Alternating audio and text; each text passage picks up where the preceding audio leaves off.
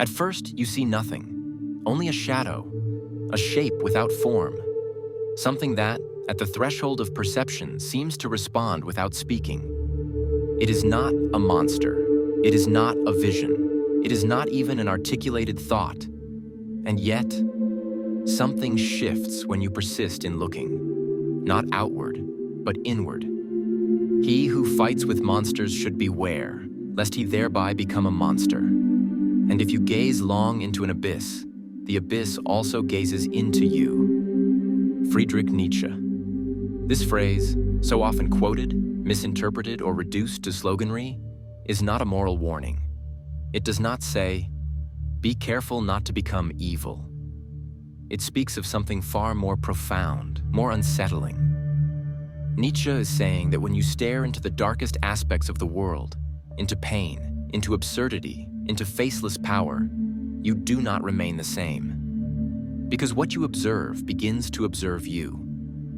And if there is no solid ground within you, the void outside begins to shape you. The abyss enters you. It is not a pit. It is not death. Nietzsche's abyss is the space where all meaning dissolves.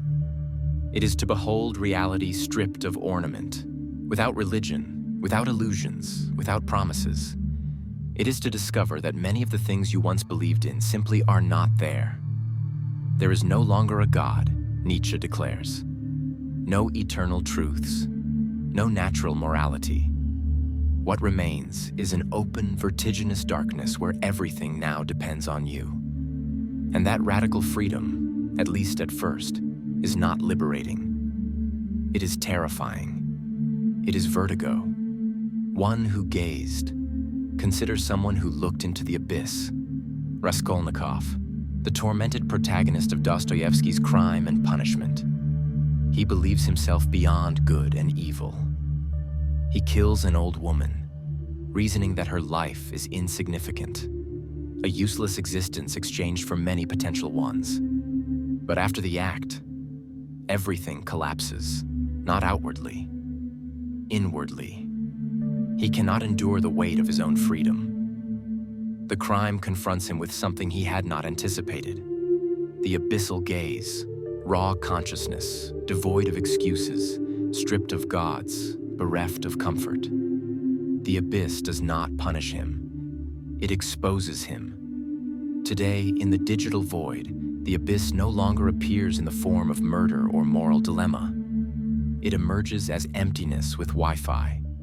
Imagine sitting alone at night, scrolling endlessly through your phone. You're doing nothing wrong, yet you're not really living. You are searching for something, though you don't know what.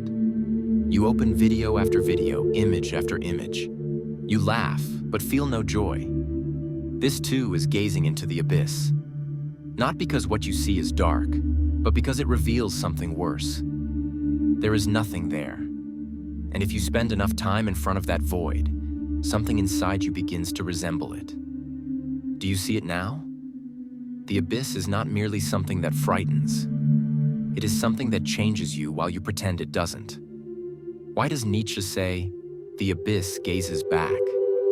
Because everything you behold shapes the way you see. If you surround yourself with triviality, you become trivial. If you are constantly exposed to falsehood, you lose the sense of truth. If you fight lies with more lies, you become one. It is like a black mirror. It returns an image, but you can no longer tell if it is yours. Nietzsche warns us, if you lack inner strength, awakened awareness, a personal structure of meaning, the world outside will take over. And worst of all, you won't even notice. Monsters don't always roar. Many believe Nietzsche's warning is about confronting visible evil. But the monsters he refers to are not merely wicked men. They are empty ideas we pretend to believe. They are systems that dull critical thought. They are automatic moral codes we recite without reflection. A politician who says, "This is for the common good," while eroding freedoms. An influencer preaching authenticity while editing every moment of their life. A father who demands perfection without knowing himself. All of these are forms of gazing into the abyss, without recognizing it. Should we avoid the abyss then? Nietzsche does not say, "Do not look." He says, "Be prepared before you do." And if you choose to look, if you choose to face the world as it is, without embellishment, without inherited gods, without secondhand morals, then you must also be prepared to create meaning yourself. This is the essence of the Übermensch, the Overman. Not the strongest, but the most creative. The one who, after collapse, does not flee, who does not return to lies for safety, but who invents new values from within. And if we don't learn to look, if we don't develop the strength to resist the nothingness, we become whatever the world needs us to be. Every day, thousands live lives they did not choose. They work jobs they do not understand, buy things they do not need, follow ideas they do not feel, not because they are bad people, but because they never stopped to face the abyss. Or worse, they did and allowed it to shape them. In truth, the abyss is a trial, one that we all, sooner or later, must face. When we lose something, when we are betrayed, when the beliefs that sustained us collapse. There, where there is no form, no answer, no compass, that is where the abyss awaits. And there are only two paths: drown it with noise, or learn to live within it. Nietzsche chooses the second, not so that you may suffer, but so that you may discover yourself.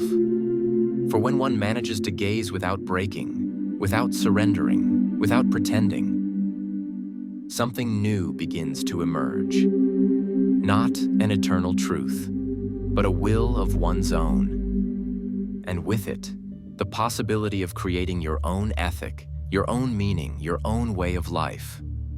Not from rebellion, but from maturity. Not from pride, but from integrity.